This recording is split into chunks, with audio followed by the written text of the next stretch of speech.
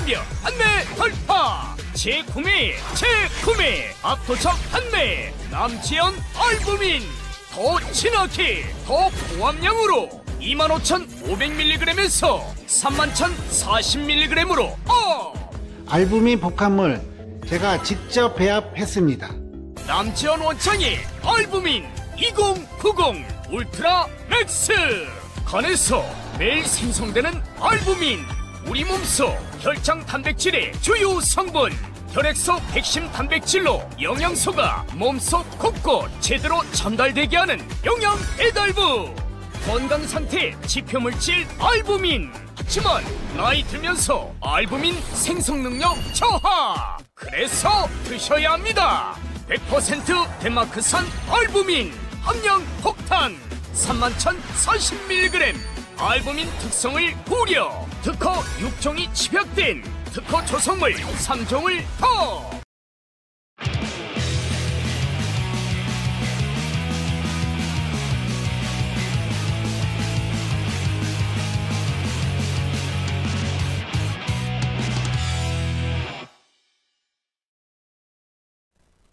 안녕하세요. 아시아투데이 TV 시청자 여러분, 화수목 여러분의 오후 2시를 책임지는 장예찬의 정치 펀치입니다. 오늘 화요일은 국민 똑순이죠. 백지원 전 국민의힘 상근 부대변인과 함께 하겠습니다. 안녕하세요. 네, 안녕하세요. 대변인님, 사실 그동안 우리 나경원 의원 캠프에서 맹활약을 해왔었는데 네.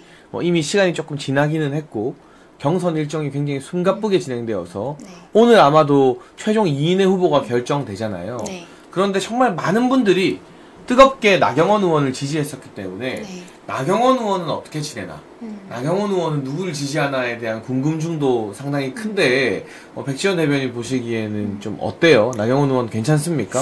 네, 어제 캠프 해단식을 했었는데 네. 이제 해단식에 홍준표 후보님 그리고 김문수 후보님 두 분이 오셨습니다. 다 오셨어요? 네, 네. 다 오셨고 나경원 의원님이 하셨던 말씀이 자유의 가치는 패배한 적 없다라는 말씀을 하셨습니다. 그리고 이번에 출마를 하셨던 것 또한 지금 4, 5개월 동안 국민들과 함께 투쟁해 오지 않으셨습니까? 네. 그 과정에서 우리가 가치를 위해서 투쟁하는 사람이 있다라는 것을 보여주는 것이 매우 중요했던 것 같고요. 특히 보수 정당의 가치와 기강이 무너진 상황에서 무엇이 정말 중요한지를 한 번 더 목소리 내고자 했던 목적이 저는 조금 더 크다고 봤기 때문에, 그리고 그동안은 기성 언론에서 이런 체급의 정치인이 있음에도 불구하고 나경원 대표님을 좀 외면했던 것 같아요, 대권 주자로는. 그런데 이제는 출사표를 내셨기 때문에 저는 다음 대선에서는 충분히 1위 주자가 될 수 있지 않을까라는 기대를 좀 품어보고요. 그리고 많은 분들께서 이제 다음으로 누구를 지지하느냐 이런 것들을 물어보시는데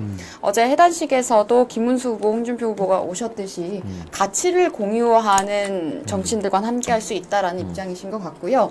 저도 늘 지적을 하지만 이재명 부역자, 탄핵 정국에 있어서 이재명에 부역했던 한동훈 후보라거나 노골적인 탄핵 찬성을 했었던 안철수 후보 같은 사람은 정말 우리 당의 이름을 걸고 내보내선 안 될 인물들이다라는 입장은 저와 동일하신 것 같습니다. 그러니까 김문수 후보든 홍준표 후보든 두 사람은 나경원 의원의 해단식에 참석했다는 거, 이건 상당히 의미심장한 이야기인 것 같고요. 네.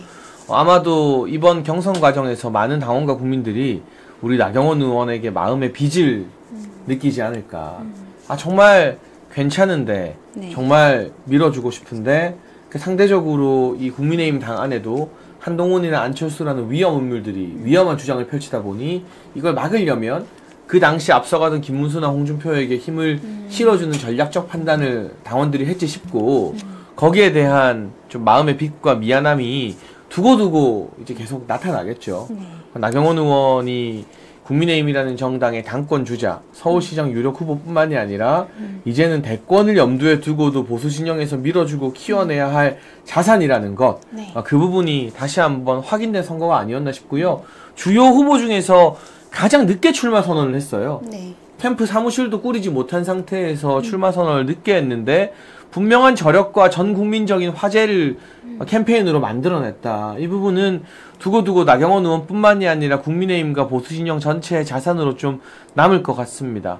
본격적인 주제 들어가기에 앞서서 네. 마지막으로 이 대선 경선에 어쨌든 직접 한번 뛰어본 거잖아요. 네. 뜨겁게 뛴 소회, 국민의힘과 보수 진영이 좀 이렇게 변해야 된다라는 백지원 부대변인의 말씀을 듣고 오늘 준비한 정치펀치 주제로 들어가 보겠습니다. 네, 제가 지난 대선 때도 경선도 뛰고 이제 윤석열 대통령 선대위에서도 같이 뛰기도 했었는데 이번에 저는 나경원 의원께서 출마 선언을 하신 것은 탄핵 정국에 있어서 투쟁해왔던 그 과정의 일환이었다고 생각을 합니다. 그래서 그 투쟁의 연장선에서 가치 투쟁을 위해서 저는 출마를 하셨다고 봤기 때문에 사실 탄핵의 이런 부당한 탄핵에 대해서 인용이 되는 과정을 보고 저도 상황을 납득하기가 좀 많이 어려웠었는데요. 그래서 뭐 다른 캠프 제안이나 이런 것들을 선뜻 응하기가 마음이 내키지 사실 않았는데 나경원 후보께서 이제 출마하신다고 하셨을 때는 제가 바로 돕겠다고 말씀을 드렸던 이유가 가치를 위해서 싸우는 분이고 원칙을 위해서 싸우는 분이다라는 확신이 있었기 때문입니다. 그리고 특히 저희 세대들이 이야기하고 있는 그런 여러 가지 지점에 있어서 분명히 공감하고 있고 가장 정확하게 짚고 있다고 봤거든요. 가령 서울대 시진핑 자료실 폐쇄 선언을 함께 했다라거나 이런 장면들도 마찬가지의 맥락에 있는 것이고 지금 이슈가 되었었던 간첩법 같은 경우에 대표 발의하신 분이 또 나경원 의원이셨습니다. 그렇죠. 네. 그리고 이제 비상계엄을 통해서 많은 분들께서 중국 세력의 위협에 대해서 아셨을 텐데요.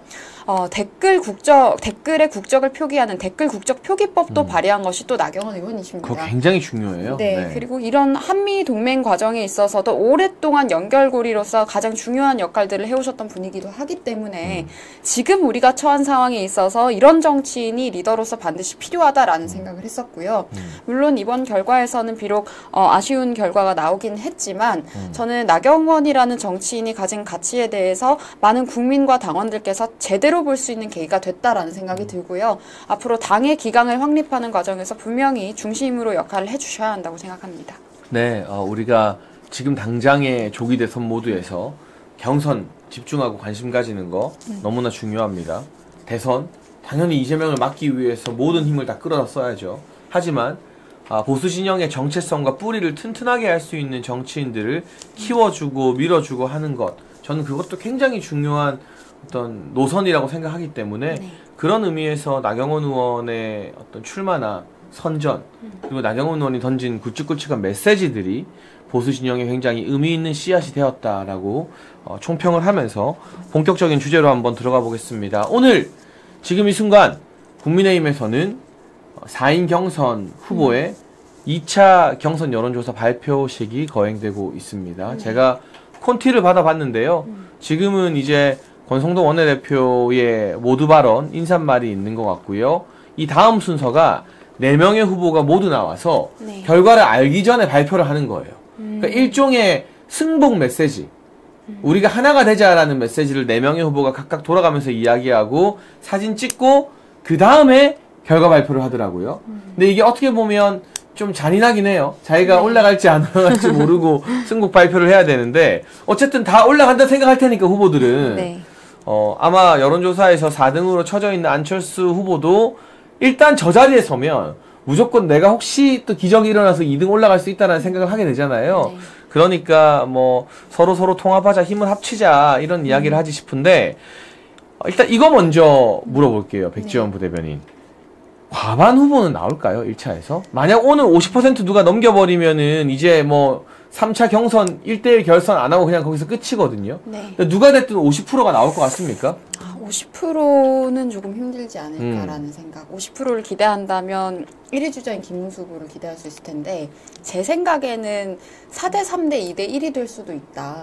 그러니까 저의 희망사항은 이제 김문수 후보, 홍준표 후보, 한동훈 안철수 순으로 4-3-2-1 정도 비율이 나오는 것이 제가 이제 희망하는 내용이기는 한데요. 그래서 일단은 50%까지는 조금 어려울 것 같다. 그런데 50%에 좀 근접한 결과가 나올 수도 있겠다라는 생각이 듭니다. 특히 김문수 캠프의 전략 자체가 일단 많은 사람들을 품는 방향성으로 많이 지금 갔잖아요. 처음부터. 그렇죠. 그런 식으로 이제 세력을 쭉 확장을 해왔었기 때문에 저는 40% 정도는 충분히 볼 수 있지 않을까라는 생각을 합니다. 그러니까 저는 개인적 그냥 전망입니다.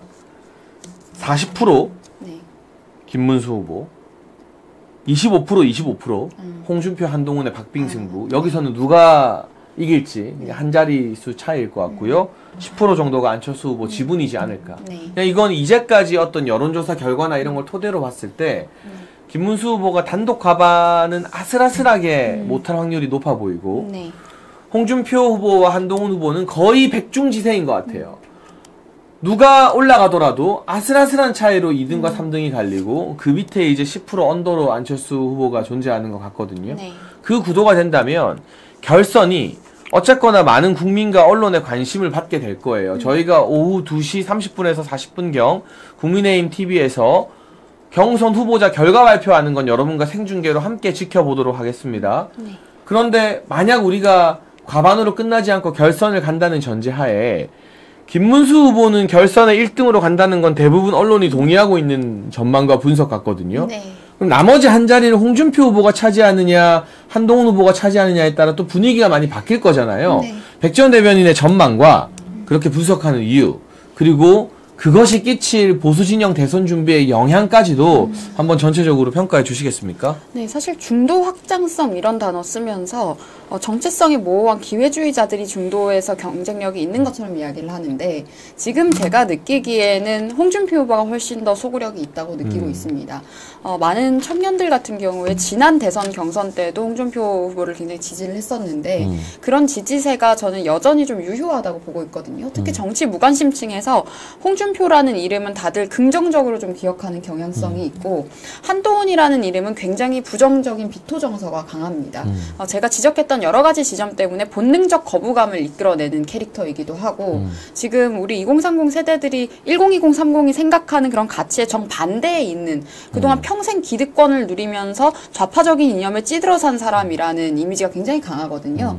뭐 가령 이제 조국 원업이라거나 이렇게들 다들 이야기를 하는 인물이기 때문에 가장 중도 확장성이 낮은 사람은 한동훈이라고 저는 생각을 하고 그래서 이런 상황에서 당원들의 의견과 여론조사가 이렇게 함께 반영되는 경우에는 당연히 홍준표 후보가 2위로 가야 되는 게 아닐까 뭐 그렇게 생각을 하고요. 어디까지나 이 한동훈에 비해서죠, 그렇죠? 네, 그 두 후보를 놓고 봤을 때 당연히 그렇고 네. 지금 전반적으로 1위 추세가 김문수 후보라는 것은 부정하기 어렵기 때문에 이 두 후보를 놓고 제가 말씀을 드리는 거고요. 그리고 안철수 후보 같은 경우에는 이번 경선 과정에서도 또 여러 가지 본인 리스크들이 좀 있었습니다. 뭐 가령 말을 하는데 굉장히 버벅거린다거나 이재명의 이름을 기억하지 못한다거나 이런 여러 장면들에 있어서 좀 논란이 되기도 했었는데 이런 것들은 기본적인 소양 부분에 있어서 부족한 사람처럼 보이기 때문에 저는 크리티컬했다고 생각을 하고요. 그래서 결국에 지금 2위 후보로 제가 파악하기로는 정말 객관적으로 봐도 당연히 홍준표 후보가 2위가 되는 것이 정상적인 결과가 아닐까라는 생각을 합니다. 근데 궁금한 게 홍준표 후보는 왜 최근 며칠 동안 조금 약한 소리를 하는 걸까요? 뭔가 내가 대선에서 승리하지 못해도 대통령이 못 돼도 내 인생 실패한 거 아니다. 네. 뭐 미련 없다. 그리고 정계 은퇴하겠다라는 배수진까지 쳤거든요. 네. 그리고 오늘 이 결과 발표가 끝나고 오후 3시에 홍준표 후보가 기자회견을 잡았어요. 반면 한동훈 후보는 뭔가 어떤 자신감이 있는지 7시에 이전부터 방송 출연 일정을 하나 잡아놨더라고요. 네. 그러니까 이게 당내 분위기가 약간 이런 걸로 미루어 보면 김문수 대 한동훈으로 가는 거 아니냐는 관측도 그래서 조금 나오고 있는데 네. 만약 김문수 대 한동훈 결선이 실시된다면 우리가 어떤 관점으로 이를 바라봐야 되고 뭐 좀 어떤 효과들이 있을까요, 대변인님? 근데 저는 그런 구도가 나오는 것은 또다시 뭐 계엄이 어땠니, 탄핵이 어땠니 이런 얘기밖에 안 나올 것 같습니다. 사실 그런 것 때문에 4위에서 나경원 후보가 4강에 진출을 했어야 더 이상 그런 프레임이 아니라 정말 지금 이 상황에서 나라를 어떻게 지킬 것이냐, 그리고 앞으로 가치와 비전에 대한 이야기를 할 수 있었을 거거든요. 그런데 역시나 이번 4강 토론에서 한동훈 후보 같은 경우에는 굉장히 무례한 태도로 김문수 후보와 홍준표 후보 정말 오랫동안 우리 진영을 지켜오신 두 어른에게 그렇죠. 네, 백전 노장들이죠. 네, 정말 입에 담기 어려운 수준의 무례함을 보여줬고요. 우리 소위 숨쉬듯이 무례를 저지른다고 하는데 그런 꼴을 지금 보여줬습니다. 그러니까 국민들 보시기에 처참한 수준인 거거든요. 그런데 이런 사람이 만약에 2강 후보라고 우리가 내놓게 된다면 앞으로 1020, 30 표현은 포기하셔야 될 것 같다. 지금도 정말 극한에 다다랐거든요. 저희의 인내심이 저는 극에 달았다고 생각을 하는데 그나마 우리가 기대할 수 있는 사람이 김문수 후보와 홍준표 후보 두 사람인데 있는데 만약에 이 상황에서 안철수도 아니고 한동훈 같은 사람에게 홍준표 후보가 밀리는 결과가 나온다면 이 결과에 대한 신뢰 문제도 또다시 생길 수 있거든요. 지금 이번에도 여론조사 과정에서 재질문 항목이 있었던 것 때문에 이제 논란이 또 되기도 했었고 뭐 가령 이제 보정값 같은 것들에 대해서 또 논란이 되기도 했는데 그래서 이런 지점들에 대해서 우리 당이 국민들에게 신뢰를 얻기 위해서라도 좀 정상적인 결과가 나와야 하지 않을까라는 생각을 합니다. 그리고 한동훈 대 김문수의 구도로 가면 한동훈이 쓸 전략은 뻔하다고 생각을 해요. 또 탄핵이 뭐 어떻다고 또 계엄 이야기하고 또 계엄을 이 찬성했느냐 국민의힘과 말았느냐. 보수 진영을 과거에 발목 잡히게 만드는 거죠. 네, 그리고 또 네. 윤석열 대통령의 이름을 정말 배은망덕하게도 계속 팔아대겠죠. 그래서 그런 안 좋은 그림이 상상이 됩니다. 네, 그래서 저도 역시나 국민의힘 경선이 좀 건강하게 치러지려면 김홍희 최종 후보가 되는 게 맞다고 생각해요. 그리고 시간이 모든 걸 말해주지 않지만 어려울 때 보수 진영과 당을 위해서 윤석열 정부를 위해서 정말 고생한 사람들이 최종 후면에서 선택을 받고 그들 중에 누가 되든 또 한덕수 대행과 원샷 경선을 통해서 국민의 관심을 끌어오는 게 길이라는 생각이 드는데 네. 설령 간발의 차로 김문수 대 한동훈의 어떤 결선이 이뤄지면 더 무난하게 사실 김문수 전 장관이 최종 후보될 가능성이 높아지는 거죠. 제 분석은 이렇습니다. 네. 만약 김문수 대 홍의 구도가 되면 홍준표 시장이 2등으로 올라왔을 때 역전 가능성이 어마어마하게 커져요. 왜냐하면 홍준표 시장은 나머지 다른 후보들이나 좀 부유하고 있는, 지켜보고 있는 표들을 끌어올 수 있는 확장력이 있거든요. 네. 그런데 김문수 대 한동훈 대결이 돼버리면 홍준표를 지지했던 표가 한동훈을 찍겠어요? 안철수 의원과도 완전히 갈라서서 토론 과정에서 안철수 의원 팬들이 제일 많이 모이는 커뮤니티가 엠팍이라고 하는 MLB 파크잖아요. 거기서 소위 말하는 안철수 후보 팬덤이 이제 한동훈 죽어도 안 찍는다라고 막 난리가 났더라고요. 주말 사이에. 그러니까 한동훈은 운 좋게 어부지리로 2등이 되어서 올라가도 결선에서 더 가져올 표가 없는 거예요. 언론은 좀 신이 나서 막 띄워주고 막 이변이다 뭐다 하고 막 한동훈 캠프가 한 3일 정도는 기고만장하게 살겠지만 저는 오히려 김문수 후보의 안정적 1위 확정을 위해서 김문수 캠프 측에서는 홍준표보다 한동훈을 훨씬 더 쉽게 생각할 거다. 홍준표 후보는 상대적으로 운동장을 넓게 쓰고 포텐이 어마어마하기 때문에 김문수 후보 입장에서는 좀 부담스러운 상대일 거다.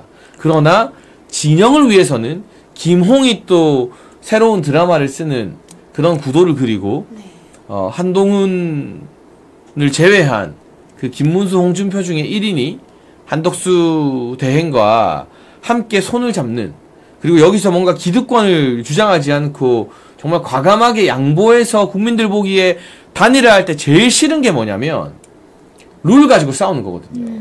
이거 넣자 저거 넣자 하면서 그런 걸 과감하게 양보하고 기득권 포기하는 모습으로 정광석화같이 단일화가 이뤄질 때 어떤 감동의 드라마가 쓰여지는 거 아닐까 싶은 생각이 듭니다. 네, 저는 근데 물론 전략적으로 봤을 때 그게 좋긴 하지만 한동훈 같은 사람이 우리 당의 후보군에 있다는 것 자체가 저는 너무 부끄러운 일이라고 생각해요. 그렇긴 하죠, 당연히. 네. 토론 자리에서도 무슨 본인 유튜브 라방 홍보하고 그리고 라이브 방송에서도 어차피 저 아니면 못 이겨요 이런 식으로 새우깡 먹으면서. 네, 들어누워서 그런 식으로 이야기를 하고 이게 진짜 못 볼 꼴인 거거든요. 그렇죠. 국민들 보시기에 저런 사람이 뭐라고 정치를 하느냐 이런 생각을 하실 수밖에 없고 지난 총선 때도 패배 요인을 한 친한계들은 전부 다 대통령 탓만 하고 있는데 그때 당시에도 한동훈 후보가 이수정 당시 수원에 출마했던 이수정 교수 도와주면서 했던 말이 여러분 이수정 교수는 여기서 이러지 않아도 잘 먹고 잘 사는 사람입니다. 뭐 이런 말도 했었어요. 그 굉장히 국민들을 무시하는 말이죠. 네, 국민들 입장에서 그냥 불쾌함의 인간화가 사실상 한동훈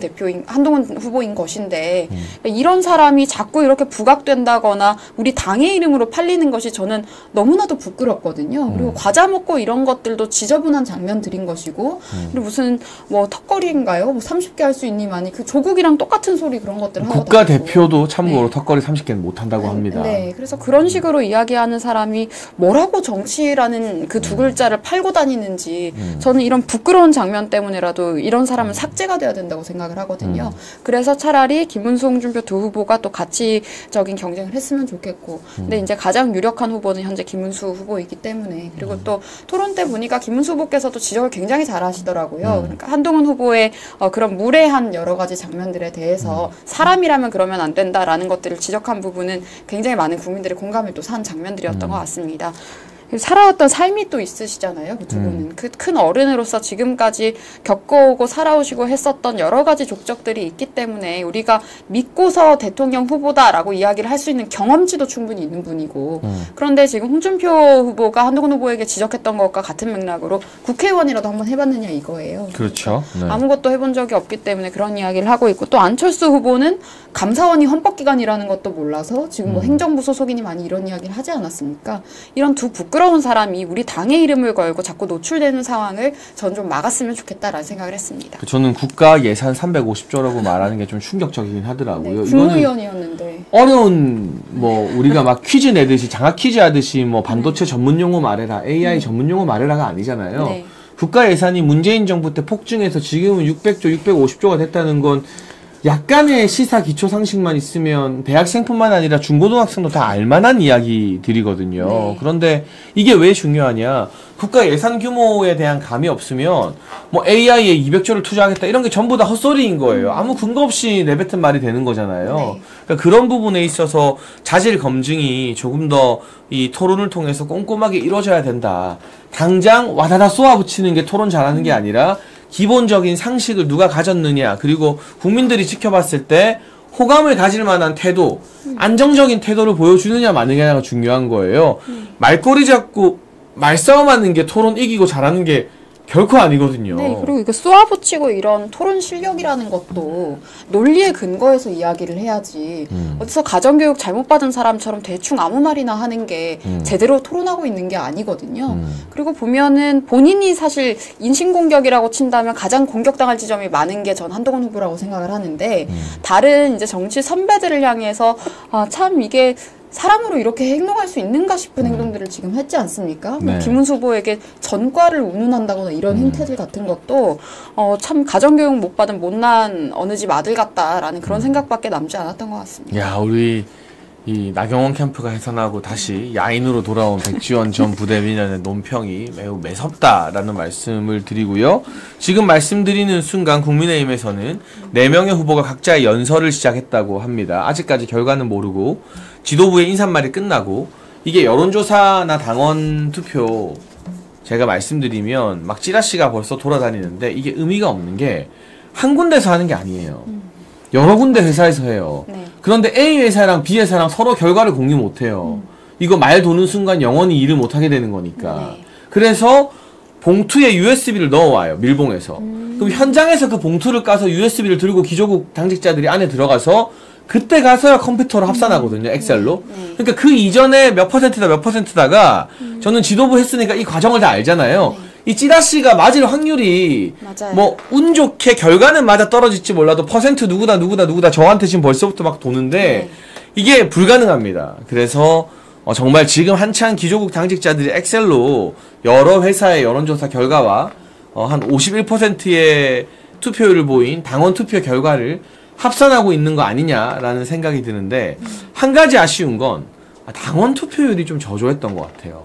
51%면 사실 대선 후보 뽑는 당원 투표면 한 60% 70%는 나와야 되는 거 아닌가 싶은데 그게 조금 저조한 것 같고 지금 국민의힘 잠깐 화면 보여주시겠습니까, PD님? 현재 어떤 상황인지 체크를 좀 해보겠습니다. 아, 하필 또 이분이 연설을 하고 있네요. 네, 아우. 타이밍이. 지금 4명의 후보들이 각각 본인들도 누가 1등인지 2등인지 결과를 모르는 상태로 일종의 승복하겠다. 하나로 힘을 모으자는 취지의 연설을 하고 있는 것으로 사료가 됩니다. 이 4명의 연설이 끝나면 아마도 황우여 선관위원장이 2인 최종 진출자를 발표하게 될 것 같습니다. 시간상으로는 2시 30분이 좀 넘어야 발표가 될 것 같은데요. PD님 체크해 주시다가 결과 발표 순서가 되면 저희에게 알려주시길 부탁드립니다. 그 부분은 저희가 함께 시청하도록 하고요. 잠깐 국민의힘 경선 이야기를 이제 좀 네. 구석에 넣어두고 좀 이따 우리가 다시 생중계 볼 거니까. 네. 한덕수 대행 오늘 사실상의 마지막 국무회의를 했어요. 네. 그러면서 민주당이 밀어붙이는 이 권한대행은 헌법재판관을 임명할 수 없다라는 법안의 거부권을 행사했습니다. 그러니까 마지막 국무회의까지 민주당의 악법에 대한 거부권, 제2요구권을 행사하면서 사실상 대통령 권한대행이자 총리로서의 임기는 마무리 짓는 수순에 들어갔는데 이번 주 안에 사퇴하고 출마할 거라고 보시죠? 네, 출마는 이제 기정사실화 된 것 같습니다. 이미 뭐 캠프도 꾸려졌다라는 이야기들이 언론에 보도될 정도면 진행이 됐다는 상황이니까 그렇죠. 이제 출마는 기정사실인 것 같은데 이제 어떻게 결합을 할지가 또 문제일 것 같아요. 뭐 입당을 하고 이런 이야기들이 있기도 하고 뭐 무소속으로 출마를 한 다음에 단일화를 한다라는 이야기도 있는데 이 과정에서 또 당원들이 납득 가능해야 하지 않을까. 윤석열 대통령을 지지해왔던 많은 분들께 또 납득 가능한 결과가 나와야 하기 때문에 그런 부분을 지도부가 조정을 좀 잘 해야 될 것 같다라는 생각이 듭니다.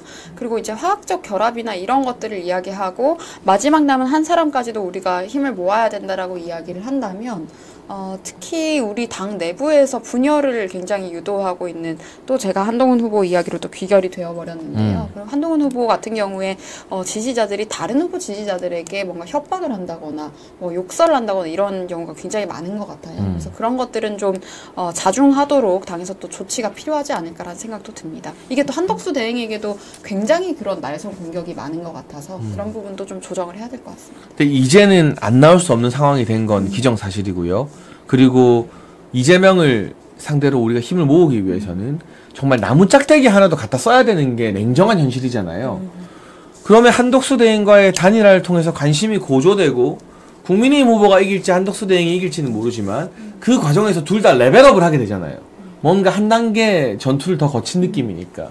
거의 어버이 수령 추대식 같았던 민주당 경선과의 차별화 지점을 이어나가야 되는데 이 과정에서 기대감이 모이고 모여서 어쩌면 이재명 이길 수도 있겠다라는 희망이 생겨야 네. 에이 난 이번에 투표 안 할란다 어차피 이재명 되는데 하고 지금 시리에 빠져서 유튜브도 안 보고 방송도 안 보고 투표도 안 하겠다는 사람들을 끌어낼 수 있어요. 네. 근데 오늘 고무적인 여론조사가 나왔는데 펜앤마이크가 의뢰하고 여론조사회사 공정이 실시한 여조에서 3자 가상 대결 이재명, 한덕수, 이준석을 넣었을 때 한덕수 대행이 8% 차이로 근접을 했더라고요. 나머지 후보들 그동안은 다 10%, 15%, 20% 차이였는데 네. 아직까지 출마 선언도 안 했는데 3자 구도에서도 8% 차이다. 라는 것은 출마를 하고 이 원샷 경선을 통해서 관심이 더 높아지고 컨벤션 효과가 생기면 그 8%가 5%, 3%, 1% 박빙 역전까지도 갈 가능성은 충분히 보여준 거 아니겠습니까?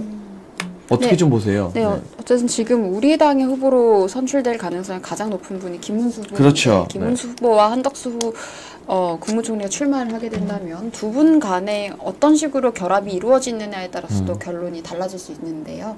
제가 볼 때 지금 일단 출마 선언도 하기 전에 그 정도 결과가 나왔다는 것은 좀 고무적인 것 같고 다만 이 결합 과정이 저는 중요해 보입니다. 이 과정에서 잡음이 난다거나 또 당원들이 납득하기 어려운 여러 지점들이 있으면 어려울 것이라는 지지부진한 줄다리기를 하면 안 되죠. 네. 그리고 지금 김문수 후보에 대해서도 탄핵 반대 전국에서도 그렇지만 과거에 말씀하셨던 여러 연설 장면들이 있습니다. 제가 그런 것들이 굉장히 강점이라고 많이 강조를 했었던 적이 있는데 좀 연설하는 신도 좀 필요하다고 봐요. 이번 경선에서도 저는 연설을 하는 장면들이 분명히 필요했다고 생각을 하거든요. 그런 부분들도 좀 보완이 돼야 되지 않을까. 그래야 정치인으로서 이 사람이 국가 리더로서 보여줄 수 있는 비전이라거나 이런 것들이 드러나는 거거든요. 그래서 그런 장면들을 좀 연출을 했으면 좋겠고 민주당 같은 경우에는 우리 당에서는 어버이 수령 같다 이렇게 비판을 하고 있지만 그들은 그만큼 굉장히 그 세력이 공고한 겁니다. 그렇죠. 그리고 네. 내부에서 가치를 좌파적인 가치를 중심으로 체계가 아주 잘 꾸려져 있어요. 저는 이 부분에 있어서 민주당이 더 강세라는 생각을 하거든요. 그 기강이 잘 잡힌 건 우리도 좀 배워야 되는 부분이죠. 네, 그리고 특히 가치를 중심으로 본인들이 또 똘똘 뭉쳐 있다 보니까 절대로 만만하게 볼 세력들이 또 아니거든요. 그러면은 우리도 오합지졸처럼 보이면 안 되고 우리도 공고하게 세력화가 된 모습을 좀 보여줘야 된다. 그래야 국민들께서 두 세력을 비교했을 때 더 신뢰를 많이 줄 수 있다라는 생각이 들어서 앞으로 그 결합 과정에 있어서 잡음이라거나 이런 것들이 발생하지 않게 그리고 많은 사람들이 납득할 수 있는 방식으로 좀 해결이 돼야 될 것 같습니다. 네, 그래서 다행인 것은 김문수 후보도 홍준표 후보도 한덕수 대행과의 단일화에 내가 적극 임하겠다, 여론조사 경선하겠다라는 입장을 미리 밝혔다는 점인데 여기서 서로 이게 유리하다 저게 유리하다 하면서 룰 가지고 싸우면 이 감동 다 식고 기대감 다 땅에 떨어지고 역시 정치인들이 하는 게 그렇지 뭐라는 냉소적인 반응만 불러일으킵니다. 한덕수 대행이든 국민의힘의 최종 후보든 각자의 기득권을 내려놓고 우리 지금 이재명 막자는 대의 명분 앞에 룰이 누구한테 조금 유리하고 불리한 게 하나도 중요하지 않다. 우리가 힘을 하나로 모아서 국민들한테 희망을 드리는 게 중요하다라는 모습을 먼저 보이는 쪽이 사실상 더 많은 지지를 받게 되지 않을까. 왜냐하면 우리 국민들이 먼저 내려놓고 먼저 양보하는 정치인을 그냥 두지 않거든요. 다 기억하고 도와주게 되어 있습니다. 근데 또 한편으로 원칙을 생각을 해보면 자칫하면 이 한덕수 대행과의 이 결합 과정에서 한덕수 국무총리가 마치 대통령으로 승진하려고 하는 듯한 모습 또는 부전승을 노리고 있는 모습처럼 보일 수가 있어요. 그렇게 기회주의적으로 보일 수가 있다. 그런 부분은 조심해야죠. 네, 그런 면들도 주의해야 할 뿐만 아니고 지금 뭐 추대위원회 좌파 인사들이 많은 것에 대해서도 반감을 굉장히 많이 드러내고 계시거든요. 그래서 이런 지점들을 어떻게 조율하느냐가 또 관건일 것이다라는 생각을 합니다. 그 부분에 있어서도 한덕수 대행이 외연 확장이나 이런 행보를 하는 것과 동시에 정통 보수 당원들 그분들의 마음을 또 어떻게 잘 사로잡고 결집시킬 것이냐 이런 여러 가지 고민이 필요하고요. 정말 어려운 대선이라는 것은 부인할 수가 없습니다. 그런데 한 가지는 지금 우리가 극복해야 될 것은 어차피 안 된다라는 그런 패배주의인 것 같고요. 뭔가 이재명이 대통령 되는 걸 두고 보는 것보다 최악은 없다.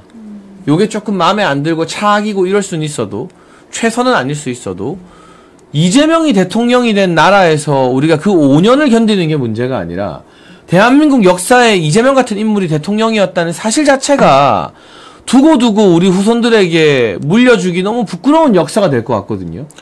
근데 저는 그 프레임으로 솔직히 말씀드리면 네. 걱정이 되는 게 네. 무조건 반 이재명만 외친다고 승리할 수 있을 것인가. 새로운 또 아젠다가 필요하다. 네, 그렇죠. 그것도 맞죠. 이제 김문수 후보가 가령 이제 단일화로 최종이 됐다면 김문수가 가진 매력을 국민들에게 이 사람이 왜 이재명보다 강력한지 그리고 그 후보의 이름을 더 많이 이야기를 해야 되는데 지금 상황에 제가 지켜보면서 걱정되는 것은 계속 이재명의 이름만 팔리고 있는 상황. 반 이재명이라고 해도 그만큼 이재명이 가진 영향력이 커 보이게 만드는 걸 수가 있거든요. 그래서 이런 부분에 있어서 전략을 좀 수정해 나가면서 저는 접근할 필요도 있다는 생각을 했습니다. 그러니까 굉장히 중요한 지적도 해주셨어요. 저희처럼 정치권에 몸담아서 이재명의 진면목을 잘 아는 사람들은 반명을 할 수밖에 없잖아요. 이재명 하면 너무 소름이 돋으니까. 그런데 일반 국민들은 이미 이재명의 사법 리스크나 이 부도덕한 모습에 약간 면역이 생겨버렸어요. 네, 타격이 없어요. 네, 그냥 이미 다 깎였기 때문에. 원래 저런 사람이지 뭐. 근데 일은 잘하겠지라는 막연한 기대감을 민주당에서 퍼뜨렸거든요. 네. 일은 시원시원하게 잘하겠지. 이걸 깨기 위해서는 반명연대도 중요하지만 동시에 최종 후보가 누가 되든 정말 그 사람이 가지고 있는 스토리, 서사, 매력, 어떤 유능한 부분, 장점 등을 부각시키면서 독자적인 아젠다를 제시하는 게 그만큼 굉장히 중요하다는 것도 우리 백지원 부대변인께서 정말 중요한 포인트를 잘 짚어주셨습니다. 네, 윤석열 대통령이 유일하게 이재명에게 승리한 정치인이죠. 정치인이잖아요. 지금까지는 그렇죠. 지금 우리 네. 후보들도 처음부터 조기 대선 얘기 나올 때부터 한 번도 이기는 결과가 나온 분들이 거의 없지 않습니까? 그런데 윤석열 대통령이 당시에 승리할 수 있었던 것은 윤석열만이 가진 경쟁력 때문이었거든요. 그래서 그런 지점도 우리가 파악을 해 나가면서 짧은 기간이지만 가장 효과적인 전략으로 좀 대응을 해야 될 것 같다. 말씀하셨던 것처럼 이재명의 사법 리스크를 제 아무리 우리가 계속 이야기를 해봤자 이미 정가 사법인 거 모르는 국민들이 없음에도 불구하고 더 이상 그런 것으로 깎일 이미지가 남지 않은 사람입니다. 그러니까 지금 예를 들어서 한덕수 총리가 출마를 할 경우에 한덕수 총리에 대한 리스크는 공개된 게 없기 때문에 사소한 것이 터져도 전부 다 이제 그게 리스크로 크게 흔들거릴 수 있는데 이재명은 이미 밑에서 시작하고 있기 때문에 더 이상 깎여나갈 게 없는 사람이거든요. 그래서 이런 플러스 전략 같은 것들도 잘 구상을 해 나가야 된다라는 생각이 들었습니다. 네, 그리고 지금 방금 전에 저희가 국민의힘 현장 화면으로 홍준표 후보의 이야기를 들었는데요. 한동훈 후보 이야기했고, 홍준표 후보 이야기했고요. 네. 지금 진행자인 호준석 대변인 나오는 걸 보니까 곧 결과 발표가 임박한 것 같습니다. 근데 아마, 사진 촬영 순서가 먼저 있나 보네요. 당 지도부와 최종 4인 후보의 사진 촬영이 있고, 그리고 최종 결과 발표. 이제 지금쯤이면 기조국에서 결과가 다 나왔겠죠. 네. 곧 나오겠네요. 네, 한 5분에서 10분이면 결과가 나오지 싶습니다. 황우여 네. 위원장이 발표를 하신다고 했으니까. 네, 보통 선관위원장이 발표하니까요. 뭐 저런 퍼포먼스 등을 하고 있는데 그냥 저는 그 이제 홍준표 후보가 그런 글들도 올리시고 네. 그런 장면에 있어서 지난 경선이라거나 특히 17년도 대선에서 응원했던 분들이 인간적인 그런 연민도 좀 느낀다고 저는 생각해요. 저도 17년도 대선에서 홍준표 후보에게 그때 정말 어려운 대선이었는데 네, 고생을 많이 했죠. 행사했었는데, 네. 그래서 그런 지점에서 끝까지 계속 도전은 하는데 불리한 상황에서 항상 도전을 하는 그런 모습들이니까 연민을 느끼시는 분들도 많았던 것 같습니다. 아, 그런데 어떤 결과가 나올지 네. 저도 조금 긴장이 되고는 있는데 과연 2위는 누가 될 것인가, 여기에 따른 향후 당내 어떤 소위 말하는 정치적 지분, 위상 이런 것들도 달라지게 되고요. 만에 하나 홍준표 후보가 2인에 들지 못해서 오늘 정치 은퇴를 하게 된다면, 본인은 대선에 이번에 역할하지 못하거나 패배하면 정계 은퇴한다고 했으니까 그렇게 되면 보수 진영이 참 아까운 자산을 또 잃게 되는 거다라는 생각도 듭니다. 근데 다른 시장 도지사들과 달리 홍준표 후보는 대구시장직을 사퇴하고 네, 출마했기 출마하셨습니다. 때문에 배수진을 완전히 쳐버린 거거든요. 저는 그런 결기만큼은 좀 높게 평가하고 싶다라는 말씀을 드리고, 이왕이면 저희 개인 사견입니다만 네. 김문수 후보와 홍준표 후보가 결선에 진출해서 네. 보다 그러면 이제 다이나믹한 네. 박진감 넘치고 흥미진진한 최종 결선을 남은 며칠 동안 치렀으면 좋겠다라는 바람이 있는데, 현재 사진 촬영 이외에 한동훈 후보는 왜 저렇게 고개를 끝까지 까딱까딱거리는지 참. 오늘은 평소보다 좀 더 높은 굽을 신었나 네, 봐요. 그런 것 같아요. 좀 솟아있네요. 항상 이러죠. 네, 그런 사진 걸 찍을 때? 왜 하는지 좀 모르겠어요. 박근혜 전 대통령이니까 사진 찍을 때도 이렇게 찍더라고요. 네. 그게 근데 사실 어른이나 원로랑 찍을 때 예의는 아니거든요. 네, 그런 건 아닌데. 뭐 팬들, 지지자들이랑 찍어줄 때 이럴 수는 있어도. 근데 좀 유아퇴행적인 모습이 많은 사람이라고 생각합니다. 아니, 그 지적이 실제 언론에서 많이 나와요. 오늘 아침에 이제 CBS 라디오 뉴스쇼라는 굉장히 유명한 프로그램 있잖아요. 네네. 거기서도 출연하는 기자와 전문가들이 한동훈 후보의 어떤 새우깡 먹는 라이브, 기타 치는 모습 이런 것들이 젊은 감성이랑 맞지 않다. 그리고 젊은 층에서 인기가 없다. 아예 없습니다. 네. 60대, 70대 여성들이 주 지지층이다라는 이야기를 네. 그 CBS 김현정의 뉴스쇼에서 공식 발언으로 막 다루더라고요. 네. 그런 부분들을 보면, 네, 저렇게 뭔가 젊어 보이려고 노력하는 게 실제 지금의 2030 젊은 세대에게는, 청년층에게는 전혀 먹히지 않고 있다는 것도 냉정하게 분석할 대목인 것 같습니다. 그리고 윤석열 대통령이 뭐 젊은 척 한다고 우리가 지지했던 게 아니에요. 아니죠, 네. 딱 저희가 좋아하는 그런 모습들을 보여주셨던 분이죠. 솔직한 모습. 그러니까 제가 매번 강조하지만 청년들은, 네, 옷 젊게 입는다고 좋아하지 않습니다. 결과 발표 왔습니다. 잠깐 라이브로 함께 보고 오시겠습니다. 저희가 소리도 좀 키워드릴 테니까요. 정치펀치에서 함께 보실 수 있습니다. 네. 선관위원장님의 발표를 다 함께 무대에서 같이 듣겠습니다. 저희 목소리도 나가나요, 동시에? 네, 네. 저 화면을 좀 키우죠. 네. 함께 보시고 바로 논평하겠습니다. 안녕하십니까. 국민의힘 대통령 후보자 선거관리위원장 황우여입니다. 먼저 우리 당과 대한민국의 미래를 위해 깊이 고민하시고 저 옆에 있으면 컨닝이 되겠어요? 안철수 당원 보이겠네. 여러분께 진심으로 감사의 말씀드립니다. 네, 네. 그럼 이제 경선 결과를 발표하겠습니다. 이번 경선은 지난 27일과 28일 당원 선거인단 투표와 국민을 상대로 한 여론조사로 각각 진행되었습니다. 경선 규정에 따라 한 후보자가 50% 이상 득표할 경우 대통령 후보자로 확정되며 경선은 이로써 종료됩니다. 만약 과반 득표자가 없을 경우는 3차 경선에 들어가게 됩니다. 경선 결과 과반 득표자가 없어 3차 경선으로 이어지게 되었습니다. 후보자 성명은 가나다 순으로 말씀드리겠습니다. 김문수, 한동훈. 안타깝게 이번 결과에 아쉬움을 남기신 후보님들께서는 깊은 위로의 말씀을 전해드립니다. 3차 경선에 진출하신 후보님께는 아울러 축하의 말씀드립니다. 선거관리위원장으로서 깊이 감사드리며 우리 모두의 건승을 기원하겠습니다. 감사합니다.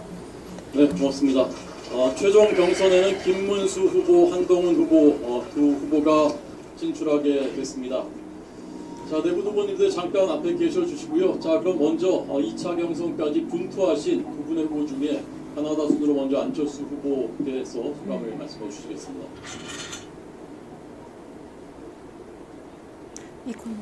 네, 여러분, 저희가 당초 기대했던 것과는 조금 다르지만 전망과 분석으로 김문수, 한동훈 두 사람이 올라갈 가능성도 있다고 말씀을 드렸죠. 어쨌거나 최종 경선에서는 김문수 후보와 한동훈 후보가 대결을 펼치게 됐습니다. 아마 한동훈 후보와 홍준표 후보 이제까지 여론조사 결과를 보면 매우 박빙이었을 것 같고요. 김문수 후보가 다소 많이 앞서는 구도가 예상이 됩니다. 저는 40%, 25%, 25%, 10%를 예상했는데 뭐 그런 추세이지 않았을까 싶고요. 다만 이렇게 되면 결선 과정에서는 홍준표 후보의 표가 김문수 후보 쪽으로 집중될 수 있기 때문에 무난하게 김문수 후보가 승리하지 않을까. 그리고 결선은 이제 득표율을 발표해야 되거든요. 최종 후보가 선정되는 경우는. 그러면 이제 김문수 후보가 6대4로 이기느냐, 7대3으로 이기느냐, 그런 것도 사실 당내 지형에서 굉장히 중요할 것 같아요. 그 부분을 한번 유의해서 지켜봐야겠다라는 말씀을 드립니다. 저희가 오늘 중요한 날이니까요. 다시 한번 생중계 현장으로 돌아가서 패배한 후보들의 목소리도 조금 듣고 추가적인 분석을 이어가겠습니다. 지금 안철수 후보가 이야기하고 있는데요. PD님 현장으로 한번 연결해서 패배한 후보들 그리고 승리한 후보들의 이야기까지 한번 쭉 들어보는 시간을 갖겠습니다.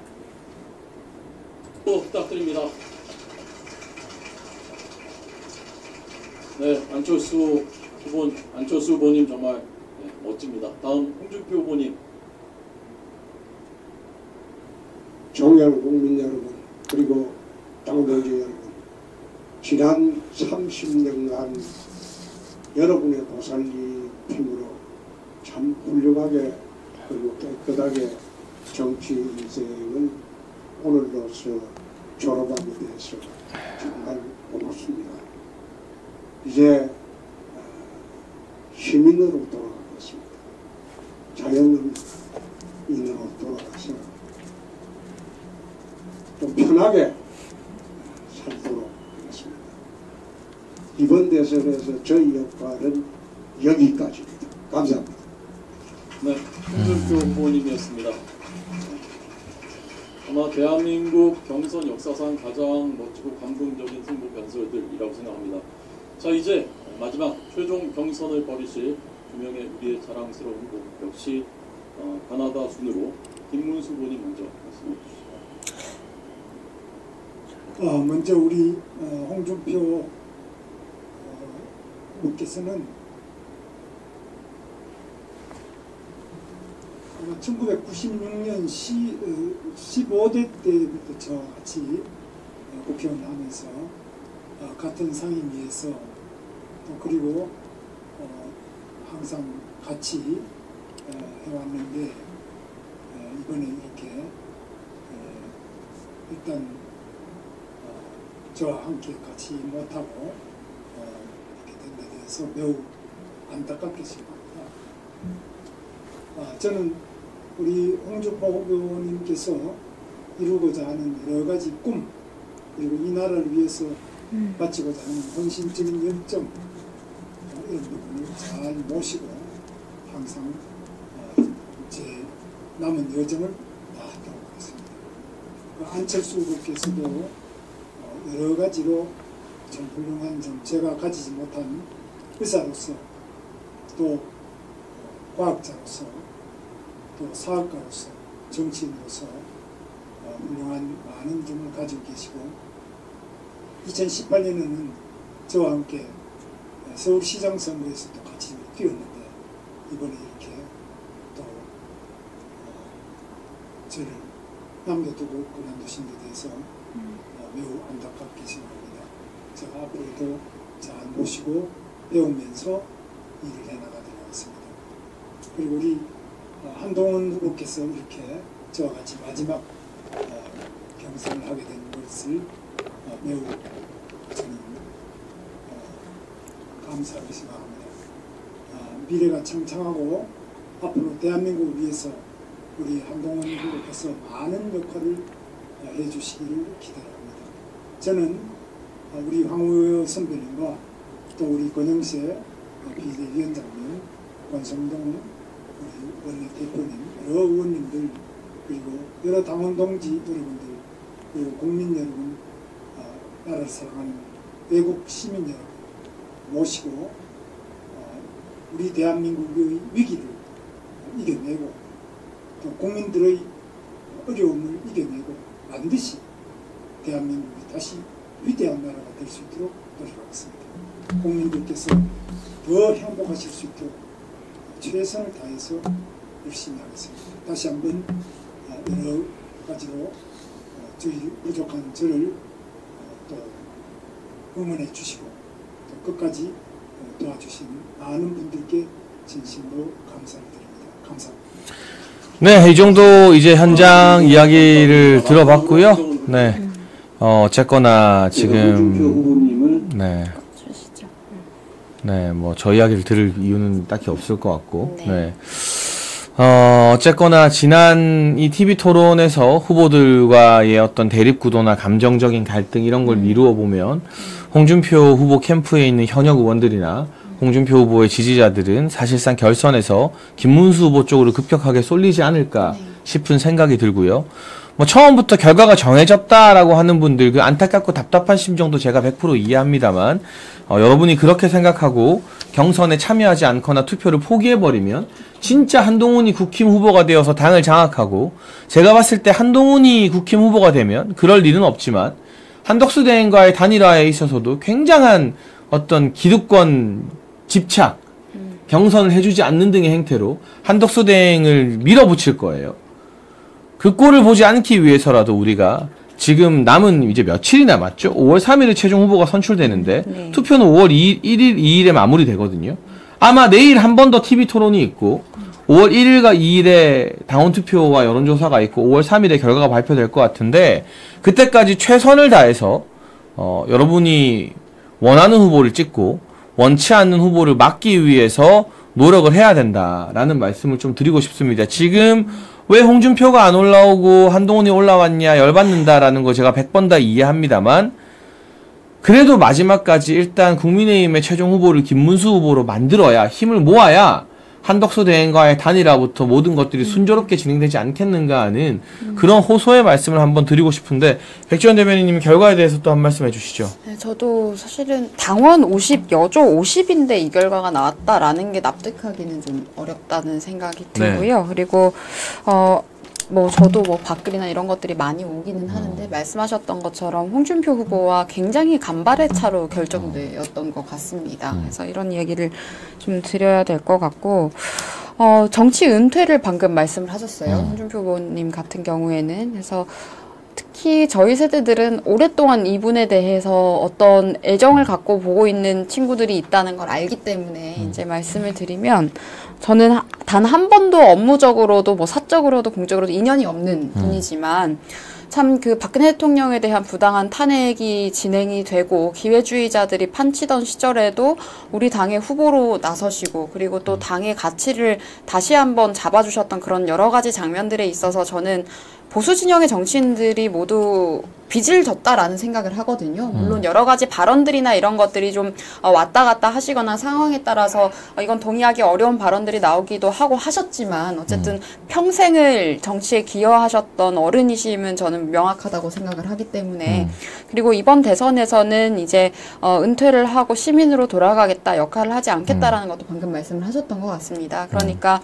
김문수 후보에 대한 집중을 조금 더 강화해야 할 것 같다라는 생각이 좀 들고요. 그리고 김문수 후보가 수락하면서 말씀하셨던 여러 가지 내용들이 저는 우리 당의 후보가 이미 정해졌다라는 인상도 받았습니다. 김문수 후보의 그런 애티튜드에서 이미 확정적인 1위 후보로서 여러 가지 아울릴 수 있는 내용들에 대해서도 분명히 말씀을 하셨고 저는 그리고 홍준표 후보를 굉장히 좋아했던 분들이 또 김문수 후보에 대한 지지로도 이어질 수도 있겠다라는 생각이 드는 것은 스스로의 삶을 직접 만들어온 인물이라는 것에 있습니다. 그러니까 한동훈 같은 사람이 절대 그 가치를 참칭하거나 사칭할 수 없다고 생각하고요. 뭐 중산층 파리 이런 거 하던데요. 그런 것들에 세뇌되지 마시고 가장 보통의 국민들과 가까운 사람이 누구인지만 생각을 해도 답은 이미 정해졌다고 생각을 합니다. 그래서 저는 앞으로 우리 당의 후보는 김문수 후보가 되어야 그나마라도 승산이 있을 것이고 우리 당의 꼴이 우스워지지 않기 위해서라도 그렇게 해야 된다라는 생각이 들고요. TV 토론에 나가서 촐싹거리면서 본인 유튜브 채널 홍보하는 사람은 그냥 셀럽 지망생인 것이지 정치인이라고 볼 수 없는 것입니다. 그렇죠. 그래서 네. 특히 지금 한동훈 후보 지지자들 같은 경우에는 저도 토론 현장이나 이런 것들을 가보면 상대편의 대변인이라거나 뭐 지지자들을 향해서 막 욕설도 하고 그러세요. 좀 폭력적인 시비를 걸거나 이런 모습들도 많이 보이고 있는데 그런 것들도 좀 자제가 되어야 되지 않을까. 보기 추한 장면들이 좀 앞으로 사라졌으면 하고요. 김문수 후보께서 침착하고 안정감 있는 리더십으로 앞으로 대선 전국을 잘 이끌어 주셨으면 좋겠다라는 생각이 들었습니다. 네, 김문수 후보의 이 결선 진출 소감에서 다른 모든 후보들을 감싸는 모습에서 사실상 결선 결과를 좀 미리 예측해 볼 수 있는 거 아닌가 싶은 생각이 들고요. 지금 팻 라이언님이 댓글로 당꼴이 우습다 한동훈이 되면이라고 말씀해 주셨는데 부끄러운 일입니다. 네. 근데 지금 일부에서는 뭐 부정 경선이다, 결과가 정해졌다, 어차피 한동훈이 된다 이런 말씀들이 진짜 한동훈을 밀어주는 말인 거예요. 우리가 열받고 답답하더라도 정말 이럴 때 이 김문수 후보가 더 많은 격차로 이기도록 저 욕심 같아서는 한 70대 30 정도로 이기도록 마지막까지 화력을 집중하는 게 우리가 해야 될 일이지. 지금 당원 투표율이 51%밖에 안 됐거든요. 제가 아까 앞서 언급했잖아요.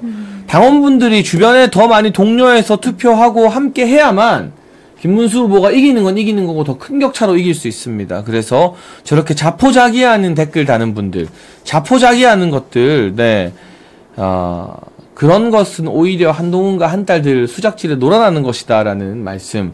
YJP님 댓글이 공감이 많이 가네요. 당 꼬라지 우습게 안 만들려면 투표 꼭 합시다라고 해주셨는데, 네, 그게 지금 우리가 취해야 될 가장 정확한 태도가 아닐까 싶습니다.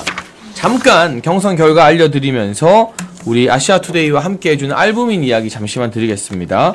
새롭게 리뉴얼된 알부민 2090 울트라 맥스 잘 알고 계시죠? 알부민은 간에서 만들어지는 혈관 단백질 성분인데요.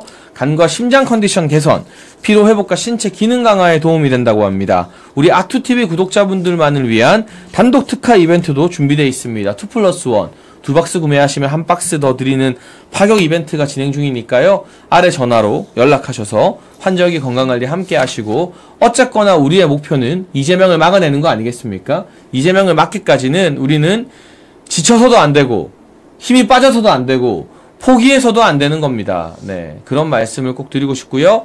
팻 라이언님 슈퍼챗 감사합니다. K님이 당원은 또 투표하는 건가요? 물어보셨는데, 네, 투표합니다.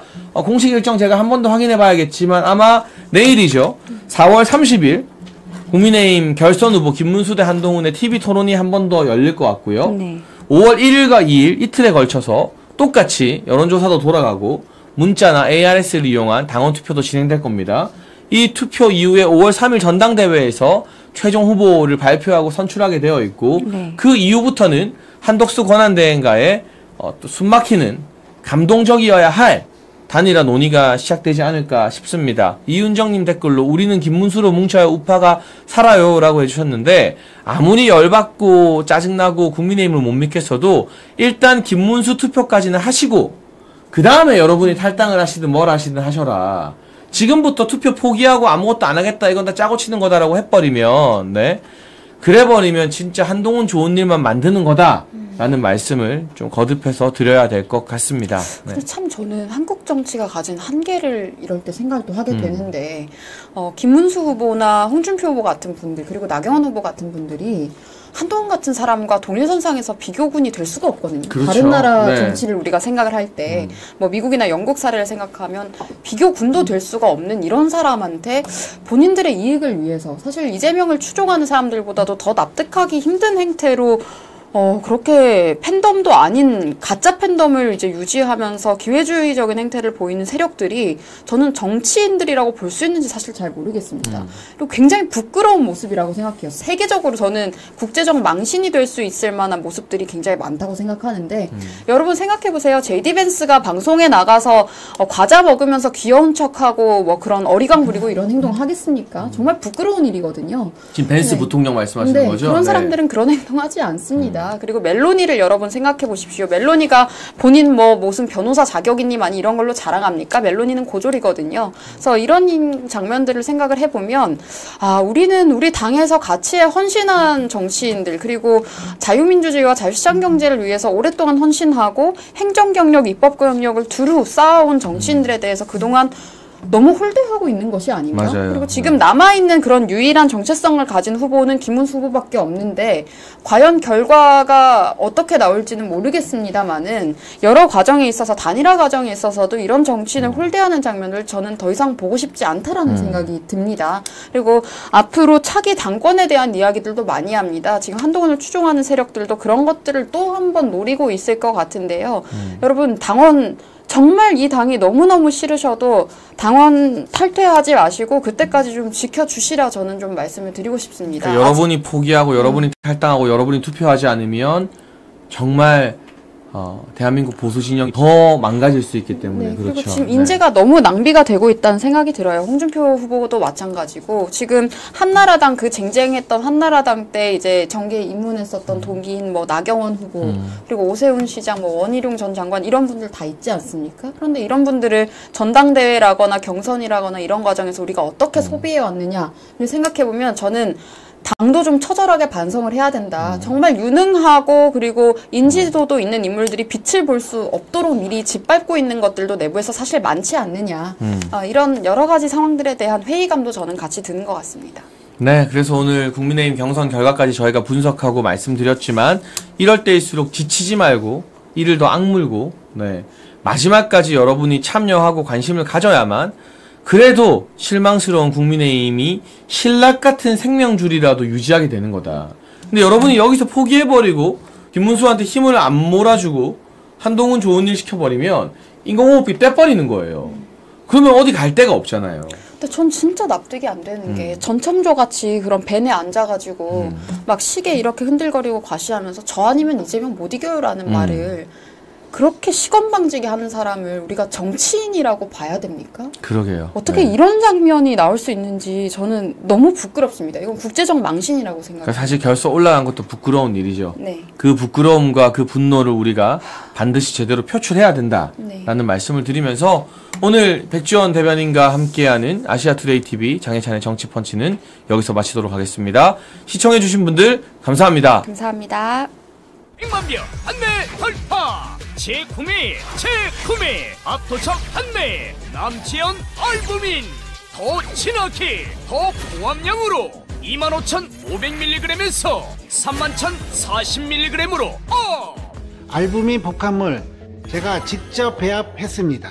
남지연 원창의 알부민 2090 울트라 맥스 간에서 매일 생성되는 알부민 우리 몸속 혈장 단백질의 주요 성분 혈액소 백신 단백질로 영양소가 몸속 곳곳 제대로 전달되게 하는 영양 배달부 건강 상태 지표물질 알부민 하지만 나이 들면서 알부민 생성 능력 저하 그래서 드셔야 합니다.